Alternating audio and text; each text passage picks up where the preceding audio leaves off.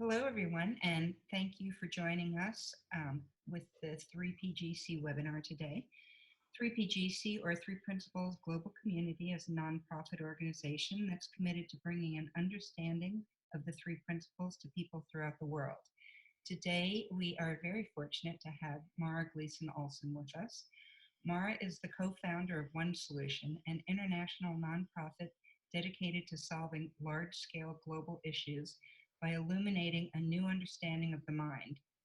It is Mara's life passion to demonstrate how our understanding of the mind is both the source of our problems and also their solutions.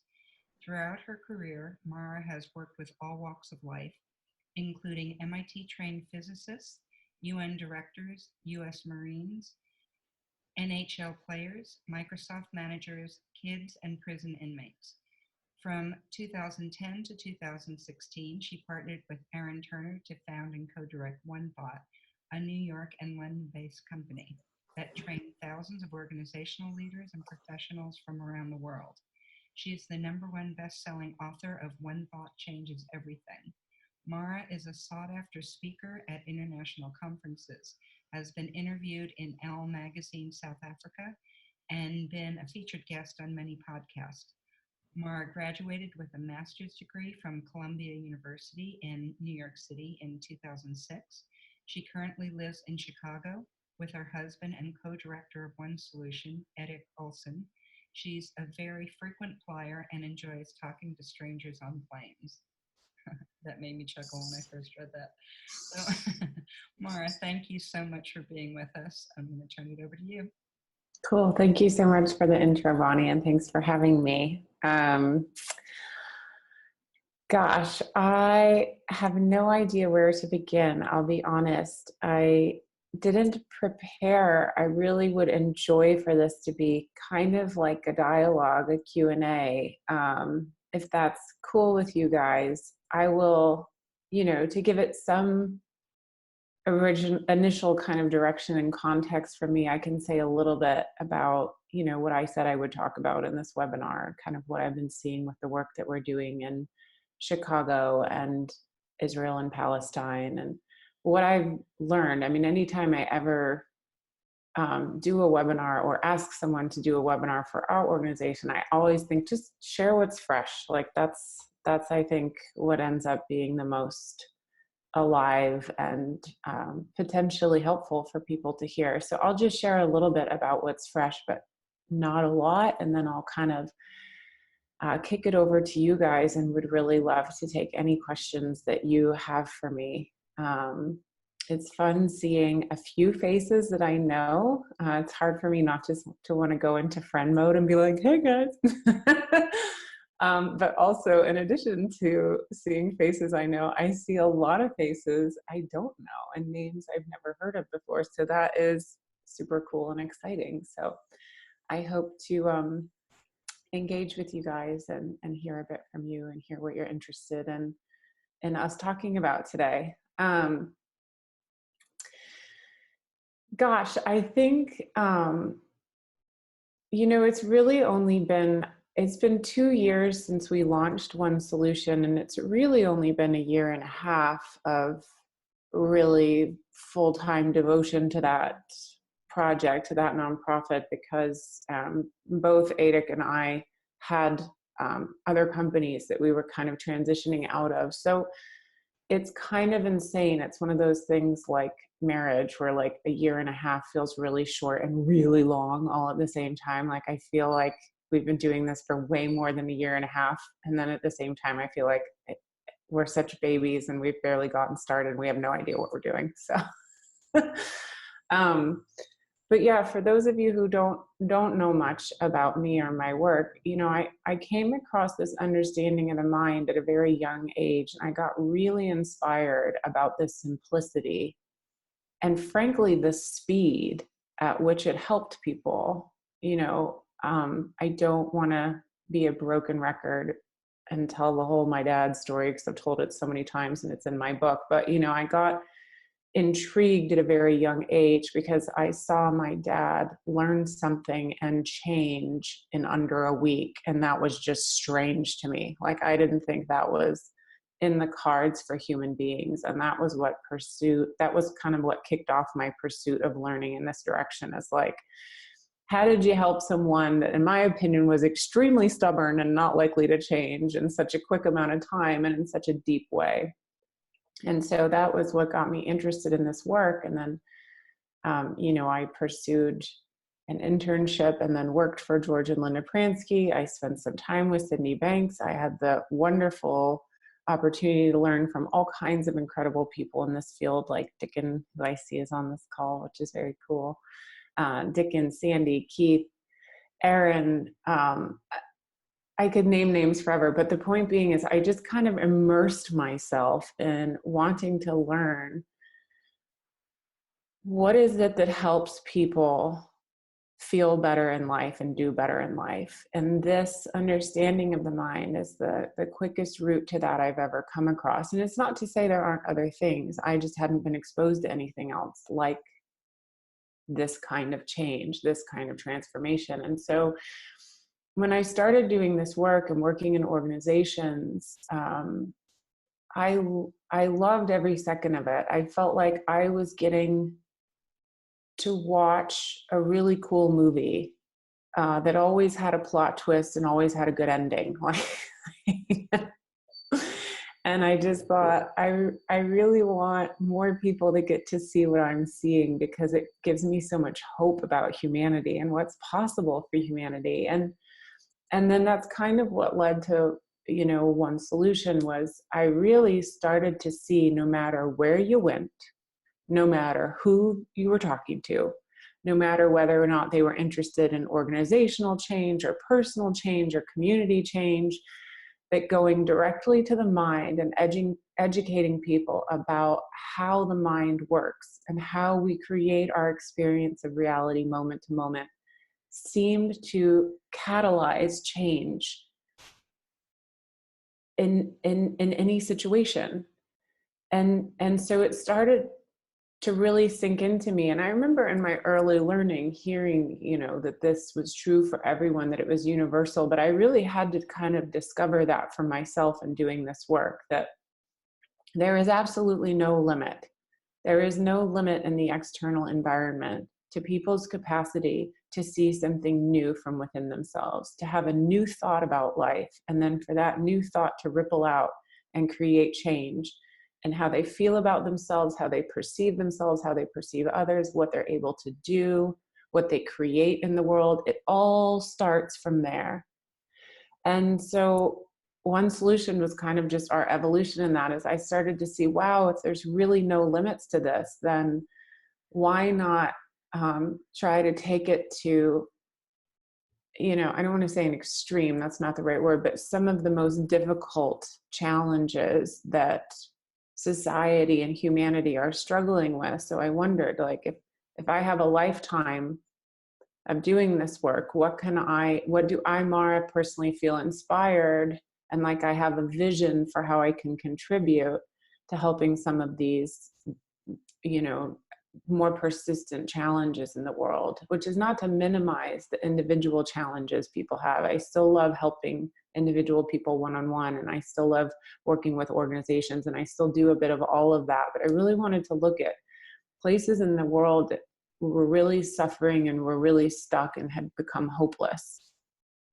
And so our dream is to grow and to be doing this in many more places. But for right now, with the size we are and the budget we are and kind of just getting going, those two main projects are in the south side of Chicago, working primarily with youth and parents that are desperately seeking new solutions to deal with the gun violence, which is daily here.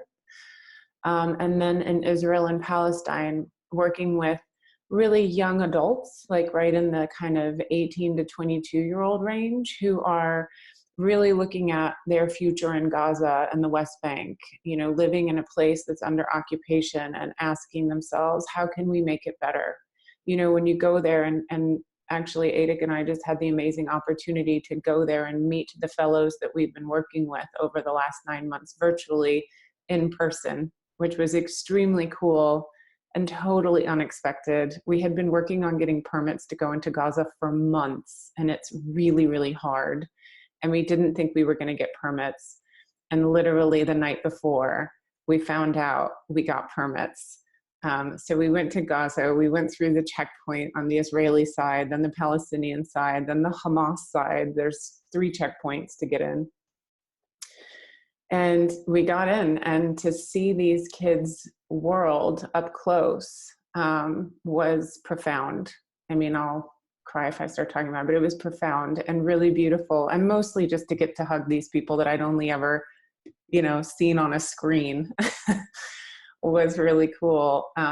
But for them to be taking this understanding of the mind and their own freedom of thought and applying it to a place on the map that feels so hopeless and imprisoned was extremely cool. And to hear them talk about, prior to learning this, I just wanted to leave. And that's pretty much the common, way of thinking there is just, can I get out? Can I get out? Can I get out? And people are desperate to get out. I mean, that's what's amazing about our project there is we had over 250 kids apply, and we only had room for 12. And even since then, we get Facebook messages weekly from people asking, can I join? Can I participate? They're so hungry for something to give them connection to something beyond, the walls of Gaza and the West Bank. So to hear these kids say, I now want to find a way to make it better. I don't want to just run away. And given what I've learned, I'm more hopeful about my capacity to do that. And I see potential for people to have peace of mind, even in this situation. So we're so just at the beginning, both with, I can say more about the parents and the teens that we're working here in Southside Chicago and with the kids in the Middle East, but it's so early. I feel like what we've done is so tiny, and yet the potential is so huge. When you hear how they talk now compared to how they talked before, it gives you goosebumps, because you see this is really how, if we can grow this, if we can empower and enable more people in these areas to take what they've learned about the mind and share it and bring it to the world, that ripple out. I think everything ripples out from the minds of people, from what they think the world is and what they think is possible in the world, and then what they then go do from there. And we've already seen some really, really cool changes being made by these wonderful individuals who are kind of waking up to that potential to have a new thought about their situation and to behave differently. It's really, really cool. And then the only other thing I'll say before kind of opening it up to questions is, I learned when we first got here that we were venturing into unknown territory, in the sense that, it's like any place. Humans are tribal, and like, if you're not from here, who are you? Why are you here? What are you doing?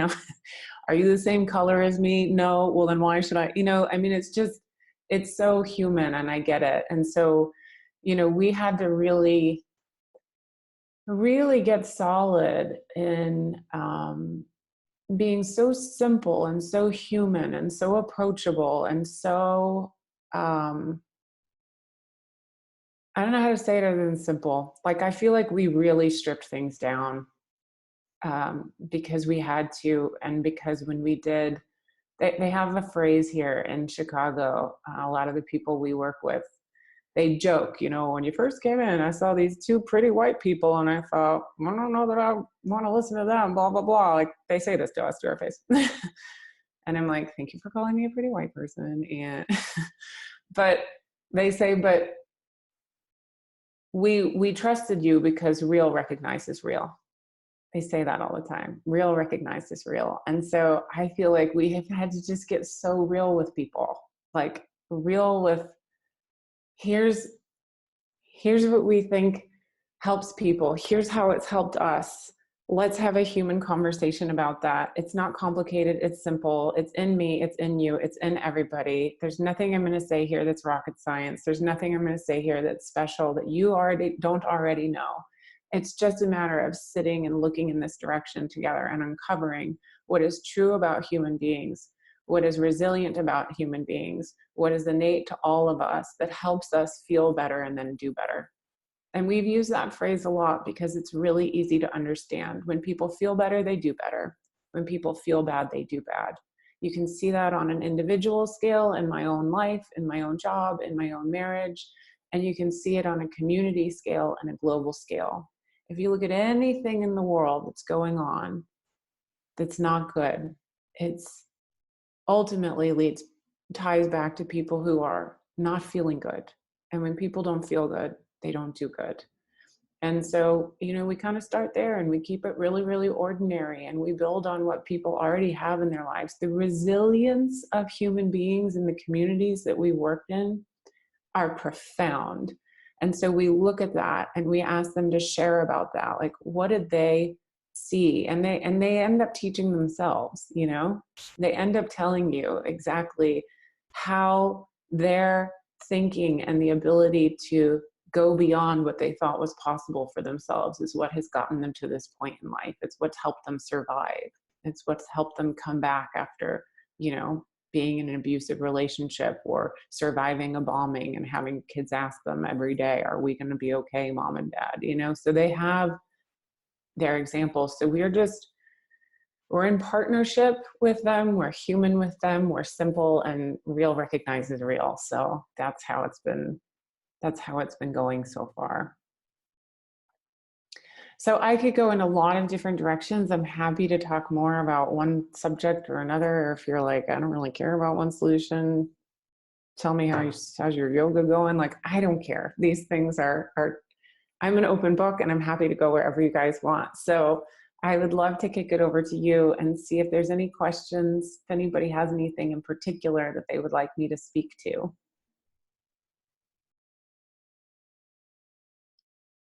If you do have any questions, feel free to unmute yourself up, and I will unmute you again.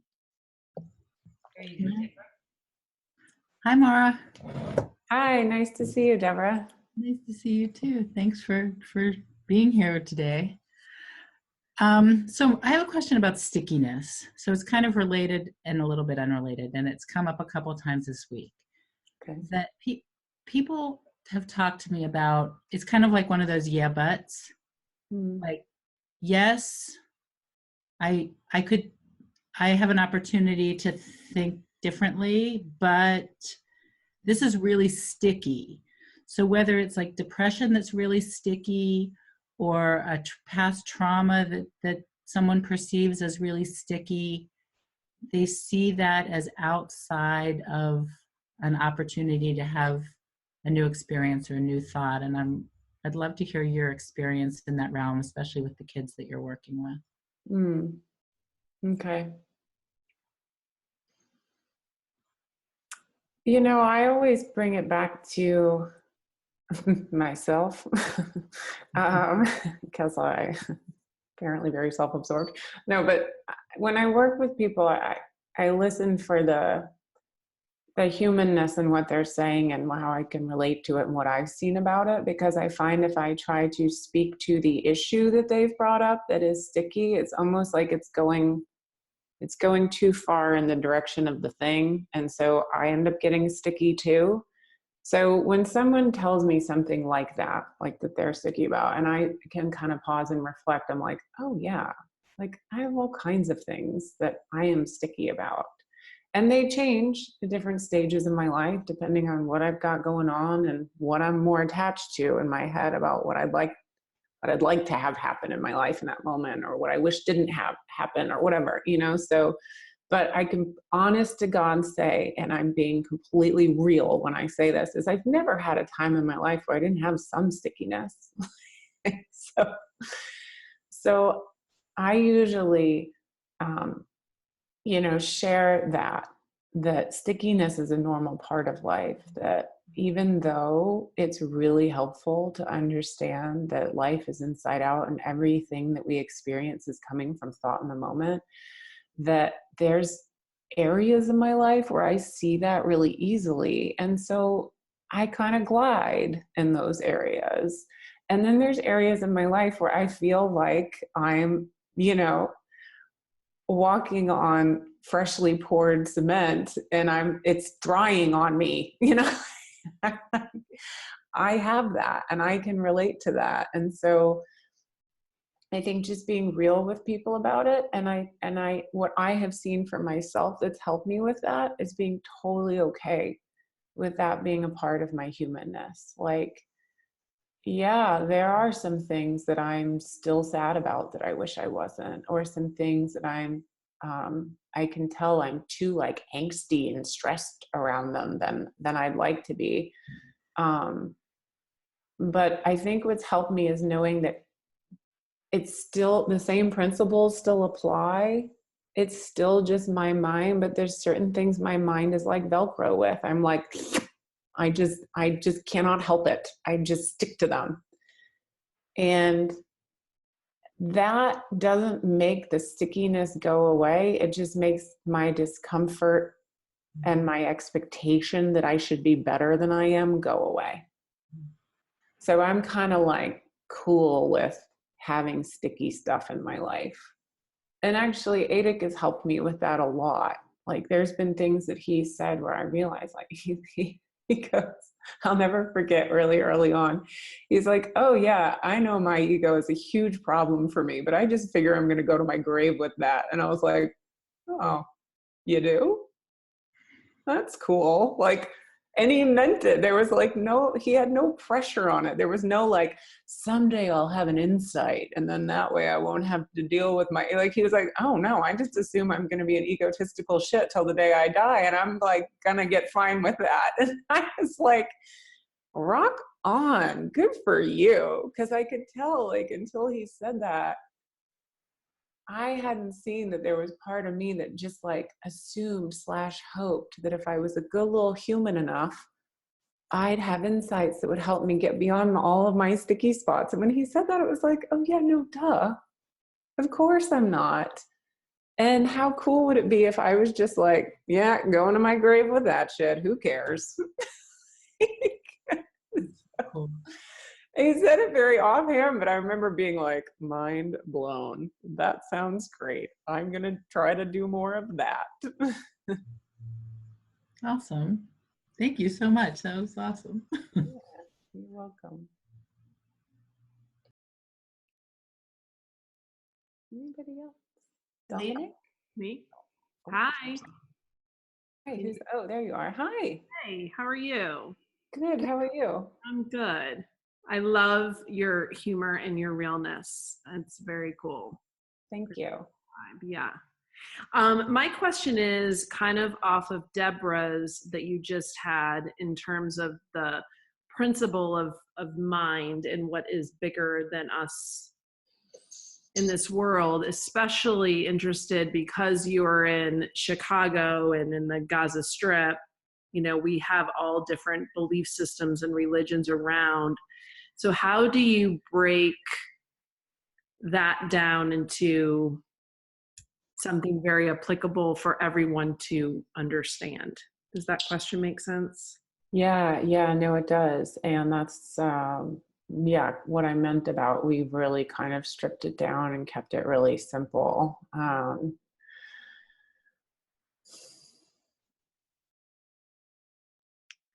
I find like, and this goes without saying, but I'm just going to say what I've seen about that.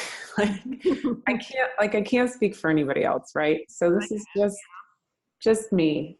I'm not saying it's right, but it's what's working for me. It's like, I think we're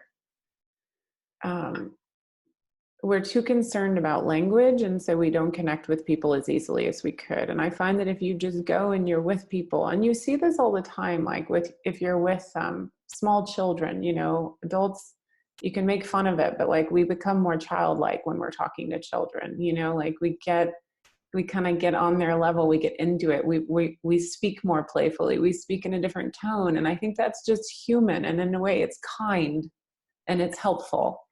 Mm-hmm. And so I feel like we've done that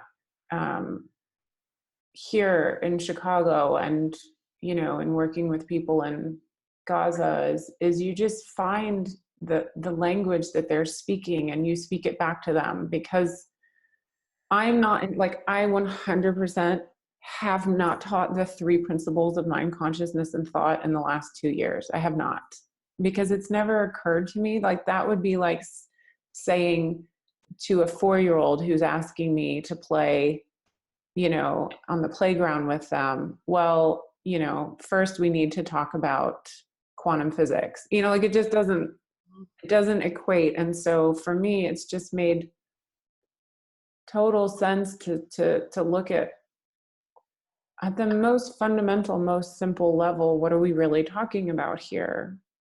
And so what some people might call mind, to me, is just, there's a million different ways we can talk to that and point to that. And that has been talked about and pointed to culturally, you know? And so you find the one that fits. I mean, here in Southside Chicago, there's definitely a big, you know, spiritual Christian part of the culture. I wasn't raised Christian, but I can totally hang with that conversation. And I get what it does for those people that have grown up with that. And I appreciate how, you know, when we're talking about things like prayer or letting go, or, you know, and this has fascinated me since way before I ever came here, actually. Like, when I worked at Pransky and Associates, we worked with a lot of people from the Orthodox Jewish faith, and I knew nothing about that faith. And then we had Mormon clients, and then we had atheists. And I mean, I just remember being fascinated that, you know, we're really talking about something so fundamental and universal. You just can find any way you want to talk about it. And so, like you said, are you like sometimes I have a sense of humor about it, and sometimes I'm really, you know, reflective and deeper and philosophical about it. But I honestly couldn't tell you what I say. It's just in the moment. I know how to talk about the fact that when I relax my mind, there's something going on here. There's something bigger at play here. There's something that's serving me. And I can give really, really stupid, ordinary, trite examples, like trying to come up with the name of an actor or figuring out where the hell I put my keys. Mm-hmm. And that's an example to me, is like, when I stop trying so hard, it just dawns on me, well, who did that? I don't know, not me. Because when I was trying to figure it out, I couldn't get there. Right. And so if I can tell someone needs to keep it so unbelievably plain and ordinary, I see how to do that. And then if someone wants to talk to me in depth about how they were addicted to heroin and living on the streets, and it was suddenly in a moment while they were high as a kite that they saw God, and they decided that they wanted to change their life, and they instantly knew they would figure out how, then I can go there and we can talk about that. And to me, they're the same thing, Mm-hmm. just in a very different form.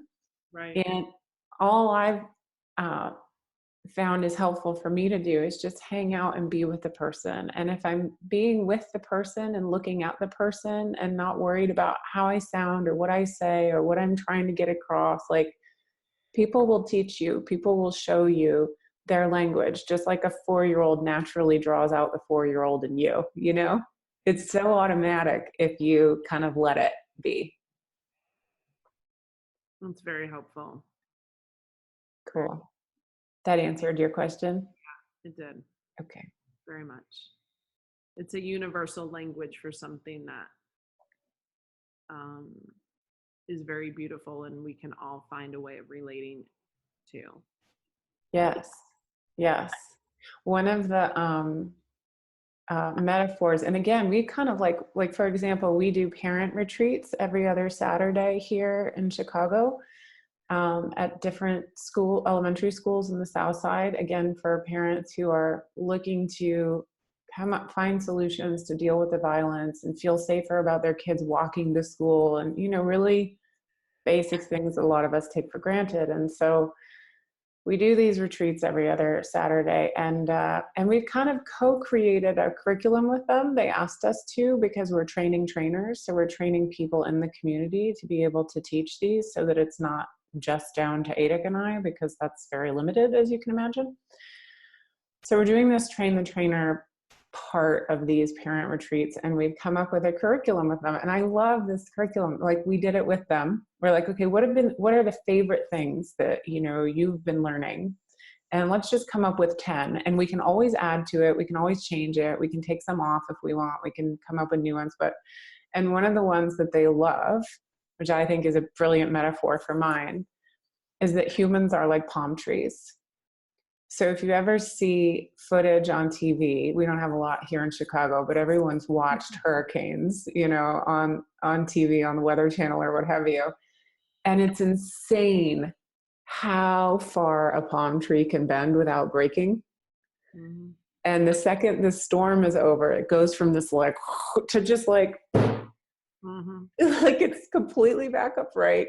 Looks like nothing happened to it. Maybe a few of the strands are like a little, and this was their, you know, this is their metaphor. So in my mind, that's them teaching mind, you know? And so they're really cute. We have a Facebook group, and they'll find photos of palm trees, be like, hey, in case anybody needed it today, here's a reminder, we're all palm trees. Like, I mean, that's beautiful. And that's so simple. And of course it's true. And it's true in nature as in plants, and it's true in us. And how easy is that to get, you know? Especially here, since I've evacuated the last 3 years for hurricanes every year. Yeah, so I see it firsthand every year. Yeah, and that's a great metaphor. Yeah. Very true.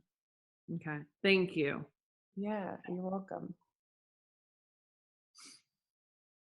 Another one I'll share with you guys that the teenagers have, it's like become their slogan, their mantra, their catchphrase that they love to like say it at every event. One of the kids even wrote a rap about it, is every action don't need a reaction.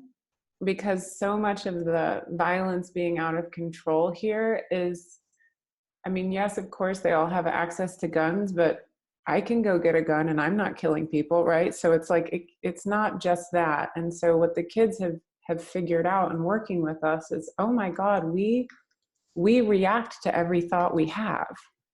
So if we have a thought, oh, you messed with my friend or you shot my homie, then it's like, boom, they just go. They immediately go and they react with violence. And so the notion that thoughts will leave you if you don't engage them, that if you don't react to a thought, it passes through you and you will find yourself in a different feeling. So they came up with the phrase, every action don't need a reaction. And they say it at every single event we have. And they tell us real life examples of when they would normally have gone and done something violent, either, you know, with their fist or with a gun, but because of that phrase, they stopped, you know, and they came up with that. And the other one, the other day we had this really cool, we called it mentorship turned inside out, where we had some of the rebels for peace, the teenagers we work with here, present to a team of business leaders. So they were mentoring the business leaders as opposed to the other way around. And I was so impressed with them, like the things that they were teaching these business leaders. I'm like, we didn't teach you that. We never talked about that. Like, they had so many cool metaphors and ways of sharing. I mean, I was like blown away. I'm looking at Adik. I'm like, where did they even come up with this shit? And one of them, which was so cool and it's so simple, is the kid said, you know, whenever I hear one of my friends got shot, and literally you have to realize, like, that happened that week. Like, we hear about this all the time. These kids know someone in their family or someone in their friend circle. In this case, it was one of the girls that this kid had grown up with. Like, he wasn't still close with her, but he had grown up with her, and she was shot accidentally because she was in the wrong place at the wrong time, and she died. And he said, you know, normally whenever you hear something bad happen to one of your friends, your family, immediately you see red. It's just like red, red, red, red, red, red, red. And he means like blood, like you literally want to go, he says, put hurt up on other people. If you put hurt up on me, I want to go put hurt up on you. And he said, but I know now, I'm going to see red for a while. But if I just wait, he goes, it's like waiting for trains on a platform. If you wait, another one will come. and that metaphor we'd shared with him before, but then the one he shared that I'd never heard is, he said, if you wait, that train will go, and then eventually the light turns from red, then it turns to yellow, and then it goes green. And then once it goes green, you know you can go. It's like, that's so cool. We did not teach them that. That was just what he came up with. Like, you're gonna see red, which means you're just gonna want to go kill people. But if you wait, that red turns to yellow, turns to green, then you can go. I was like, that's awesome.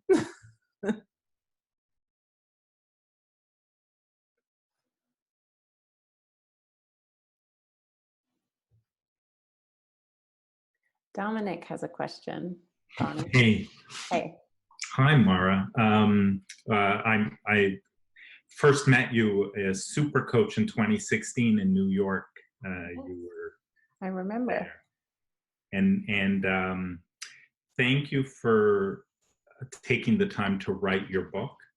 I loved your book. It got so much value from reading that as well. I'm so inspired by the work that you're doing and kind of how you've moved in this direction in terms of where your focus is. I wonder about how much, I don't know how to, like, how much is there around just sort of being aware of your own thinking and limitations? Because I can imagine just even thinking about some of the areas you work in and the people that you're working with, where, like, if I just apply it to myself, it would be my own thinking that would be more the problem than anything about them. And I think I first had that realization that, you know, years ago, I came across this charity called the Hunger Project. Mm-hmm. And they were, you know, helping with people starving in the world and, you know, hungry. And the thing that was different was they literally, that's kind of the first time I heard was that, you know, the problem poor people have is in your head. It is not them. And so it's kind of your thinking about them is what is holding them in this place of victim and helpless and, you know, sort of less than you. And so I remember that was a huge realization that as I kind of like opened up to, these are human beings full of potential and possibility who actually have access to their own wisdom and intelligence and ability to solve these issues for themselves. And anyway, something about what you're doing kind of takes me back to that, reminds me of that. And I don't know, I wonder, is that something you sort of have to work on personally? Mm-hmm. I don't know, as you engage with these groups and maybe take on a new challenge or anything like that, is there kind of like always like a work with yourself first before you move forward? Yeah, absolutely. Absolutely. I mean, I think there's kind of two things that I'm more aware of and doing the kind of work we're doing now with One Solution than I ever was before. And one is just very practical, is my physical safety. Like, I do have to kind of weigh in my mind, is this okay for me to go here? Like, and that's one thing. And how I answer that is, you know, I think we're often taught to be way more afraid than we need to be. And yet I don't want to be stupid. So that there's kind of like a balance going on there.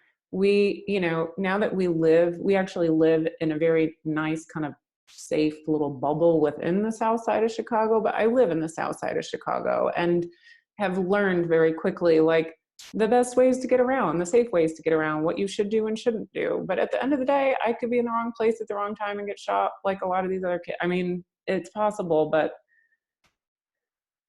for the most part, I think it gets distorted in our minds by watching, news and things like that. But all that being said, I hear my dad in the back of my head as well. Is always like, just please don't get shot. Thanks, Dad. I will try not to do that. And same with going into Gaza. Like, when we were coming out of Gaza, we had a very scary moment with Hamas where they were like surrounding our vehicle. And fortunately, we were actually in a UN vehicle that, thanks to Stephanie and her contacts there. So it was a bulletproof vehicle. So I was like, kind of like, maybe we're okay. But I got very scared. But anyway, that's almost just like a day-to-day in the moment thing that I think I have to think about. And I just decide based on whatever my sense of it is. And I try not to be stupid, but I also try not to shy away from life based on things that are out of my control and maybe blown out of proportion. But to come to the second thing, which I think is more what you're asking, is then there's the not the physical concern, but the emotional or mental concern I might have about these places. And I've absolutely seen some version of what you were pointing to, that is, I'm bringing my own Mara thought system to these places. And so I, for example, have to catch myself and not, feeling sorry for people that don't need my pity and actually are doing great. And when I get over my like, oh, I can't believe you have to live in this or like this, I see actually in front of me as a human doing exactly what I do every day, which is going up and down, having moods, enjoying their life sometimes and hating it sometimes. Like that I have seen is true no matter where you go in the world, whether you're talking to a homeless person. And actually there's a guy here in Chicago who lives is a homeless guy who lives kind of between here, our apartment and our office. And he's one of those guys who loves his life. And like when Adik and I talk to him, we bring him food sometimes, we ask him where he lives. Oh, he lives in the park. And we said, don't you get cold in the park? He's like, no, I could live inside, but I don't like the indoors. And I don't know if that's truly how he feels or that's how he's decided to feel about it, because I have no idea. But all I know is his name JC is JC 9 times out of 10 looks happier than me when I walk by him. So there's something going on there that I have a deep kind of respect and appreciation and curiosity for. So, and same when we went into Gaza, like on the one hand, I saw things where I was just like, whoa. But then I also saw people hanging out around a table sipping tea. Like humans are humans wherever you go. And I think you're absolutely right. There's a part of it. We just always have to be aware that we are often bringing our own limitations to people. And they can be disguised as things like compassion but really they're just us placing our own limits in our own mind on those people. And so I'm always trying to see through that, to see through my own tendency to put my own Mara life experience spin on it. Like I'll look and think, oh, how did you, some of the women, the parents that we've worked with, oh my God, they've survived, getting shot, domestic abuse, drug addiction, and they're doing great. And they, and it's like, but even for me to be like, oh, wow, that's, when you're in it, you're just in it. You're just a human living life. Like I'm just a human living life. They're just a human living life. So I do think, not articulating it particularly well, but I think there is something there. There's something that you're always having to approach things blank, to really approach things with as little of your own baggage, your own ideas as possible. And anytime I've done that, all I've seen is like humanity in its purest form. And that has nothing to do with environment. I've seen it absolutely has nothing to do with environment, but it's so tempting to think it does. And then to bring those limits in your own mind. Totally. Thank you. Yeah, very powerful. And before the webinar is done, I hope that we find out, you know, how can we support what you're doing and all of that. And hopefully there's a place where that gets said. Thanks. Cool. Thank you for saying that. I'll be sure to share it before we finish. Does anybody else have something they want to ask?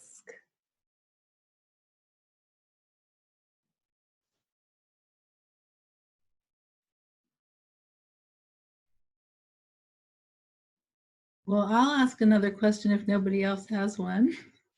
I think someone had just Jimmy, did you want to ask a question or no? Yeah. Yeah, Go. okay. You can go first. Let's see. Can you hear me? Yep. can Hi, hear you. Mara. Hey, how are you? Good. We tried to donate juice to you once. This is Jimmy from Evolution Fresh, but it didn't work out. I really appreciated that attempt too. Thank you. Yeah. The police would not refrigerate things for us, unfortunately. So thank you, though. Maybe in the future. Yeah. So what was, I don't know, just the last discussion around, you know, you're going into, you know, these different areas in different parts of the country, and you know, just the spiritual nature of humans and that yearning, you know, other than your circumstance, you know, I'm just interested in maybe just hearing a little bit more, because you're seeing some pretty difficult situations that we would term difficult, but it sounds like, you know, the people's yearning for the spiritual nature of, you know, of really of who we are, and, you know, of our essence. It seems like it, would you say that it doesn't really matter about your circumstance? You know, when you slow down enough, and, you know, you can start to be in touch and sense that everybody's interested. Wait. Sorry, were you going to say more? No, it's just, I'm just gonna, do you understand, Mike? It's kind of a question and a statement as well. I'm just wondering, do you see that? Well, you know, what I see, which is interesting, is like I said, I think there are some people that would describe it in the way you just did, but most of the people we've been working with are not, wouldn't say it like that. What they would say, though, which I think is another version, another human version, is, I want to feel better.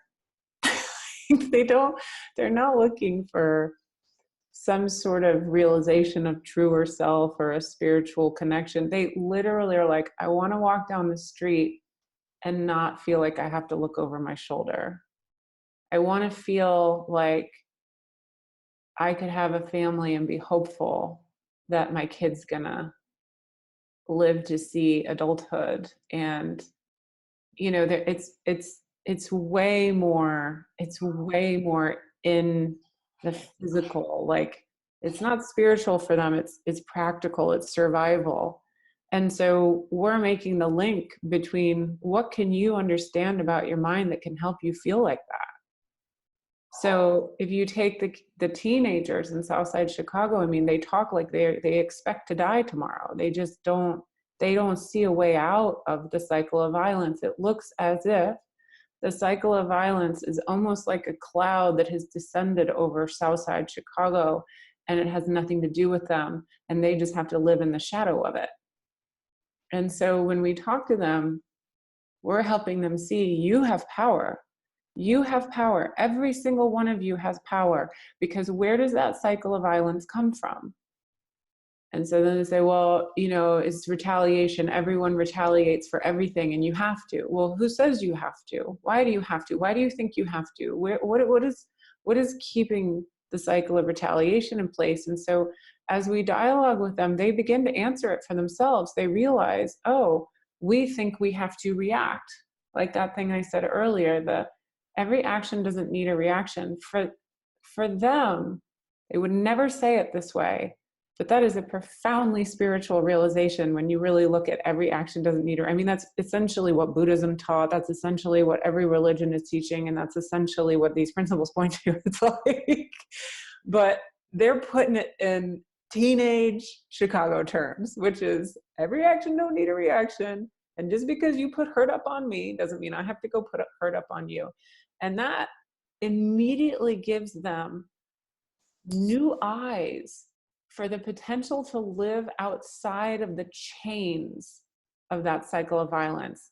Prior to that moment of realization that their mind has something to do with that feeling being held in place, they thought, I'm screwed because I live here and I'm a Black man. And then in realizing that, it's like, oh my gosh, if I don't react to thought and I can start to create a social experiment of sharing that with my peers and getting them to see, hey, wait a second. None of us like walking down the street looking over our shoulder. None of us like to think about the fact that we might have kids and they'd all die. None of us like that. So, hey, come check this thing out. We got this thing called Rebels for Peace. We'll teach you about the mind. Your mind's going to get so powerful, so strong. You're going to be able to see. I mean, it's really cool to see how they're like, we got to spread this. And that's going to change the cycle of violence. So and that's just a Chicago example, and the Gaza example would have different language, but it's waking people up to the realization that they are a participant in what's possible for them in life. And they are not actually a passive victim of the environment and what has, unfortunately become predominant in that environment. And when they start to see, oh, wow, when I feel different, I do different. When I feel more empowered mentally, I want to go out. And they all talk about, this is another cool thing that they said was, I feel like a leader now, and I was a follower and I didn't know it. I was basically a follower to the social norms of violence in my community, and I'm not a follower anymore. I'm a leader. And they didn't even know, like, prior to seeing their own mind and the role of it, that they weren't being a leader and that they could be. So that's what they're looking for, is help me feel better. I don't want to feel hopeless. And the pointing people to the power of the mind is the only way I know how to do that. But if you said to them something along the lines of like, do you feel more spiritually connected to yourself? They'd be like, I don't know what you're talking about. Well, what's amazing is, and thank you so much for doing the work that you're doing. What's amazing is what you just said, what I'm seeing is that people do want to do good. Yes. And it's almost like you're helping give an opportunity to feel good, do good. Exactly. And these people, humanity, given that opportunity, and and that's what you just described to me. It just sounds like such a wonderful opportunity to feel good, do good, and people jump on it. Yes. Yeah. Yes.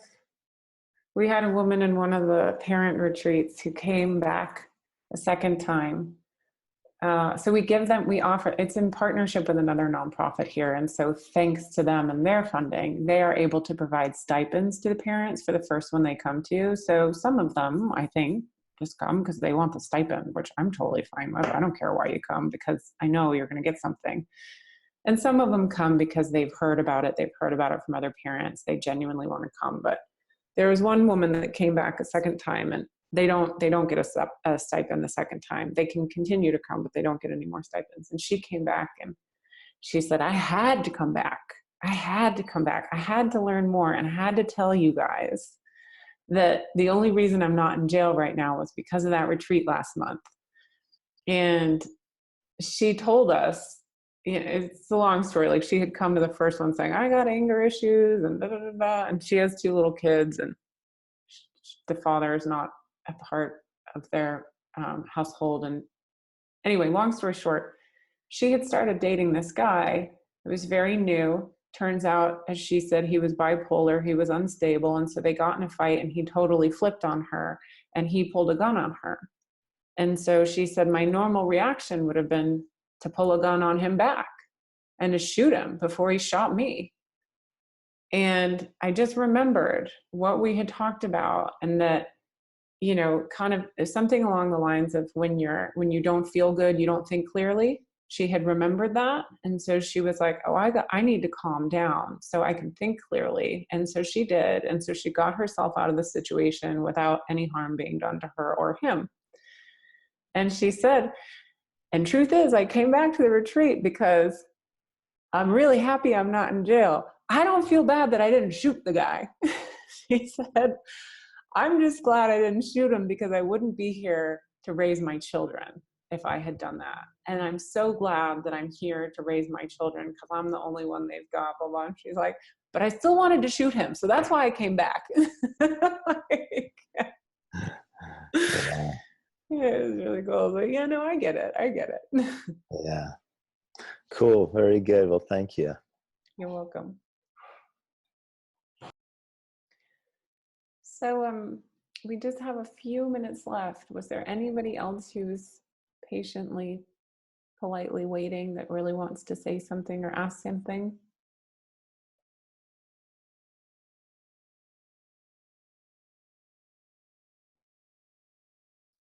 Deborah, did you want to ask another question? Dick, it's so nice to see you. I just have to say, what a surprise. Hi. Oh, Dick and Dickon, both of you.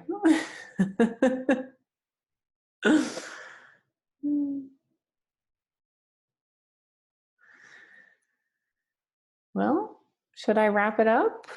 Going once, going twice. All right, I'm going to wrap it up. Dominic, thank you so much for asking for me to say something about how people can support. That's really kind of you because it doesn't occur to me necessarily on things like this, but I would love to share that if you go to our website, which is onesolutionglobal.org, there is a page that says get involved, and on that page is where you can donate. That is the biggest thing we're looking for right now. I know it sounds boring and predictable for a nonprofit, but we tend to do all of our fundraising, which is not a good strategy. I'm going to try to change this next year, but we do it all at the end of the year. So we are in fundraising mode. So if you look at what my schedule this week is like, it's like back-to-back calls and meetings with people that I'm trying to get excited about what we're up to and to believe in us enough to help us raise $600,000. Yes, that's how much we're trying to raise. But honestly, I'm not, if you can donate something, that's amazing, and I super duper appreciate it. But even more so, if you know of foundations or organizations that are looking for unique nonprofits to get involved with, we're really looking for people that are, and I'm discovering this, like it's a whole learning process, but people who are looking to put their money somewhere and they want to put it somewhere different. They've tried other things maybe, or, you know, I'm actually shocked how many people I'm hearing, I'm learning are like, oh yeah, we're just sitting on this money and this foundation. We don't know what to do with it because we haven't found something that, you know, we feel really excited about yet. I mean, family foundations and corporate foundations, there's so much money out there that's not being used, it turns out.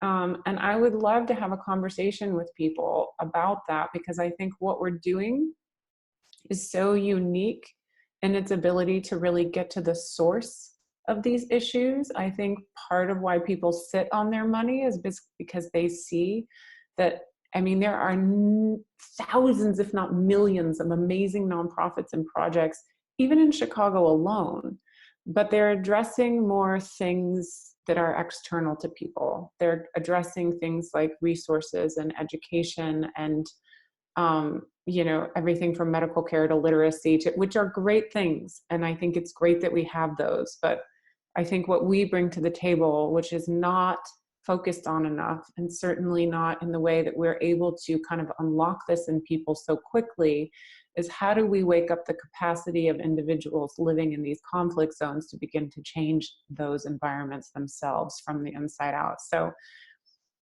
I'm asking for fundraising, but I'm also asking for, you know, do you know any people that are part of foundations or, you know, corporate social responsibility initiatives that are looking for places to put money? Because I can honestly say, I don't feel arrogant saying this. I think what we're doing works.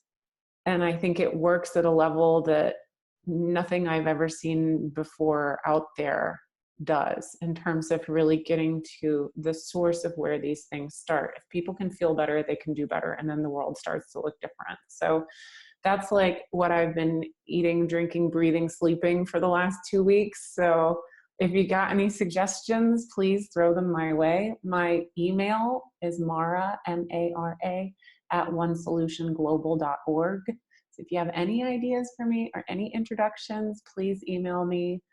Or if you just want to, like, you know, send a check our way, that's cool too. So thank you. And thanks for asking, Dominic. I appreciate it. Thank you so much, Mara. I always love listening to anything you have to share, and this did not dispoint. So Thank you, Bonnie. And thanks for chasing me. Sorry about my slowness on email. I know that you're a frequent flyer and like to talk to people on planes, so I knew that was potentially the issue.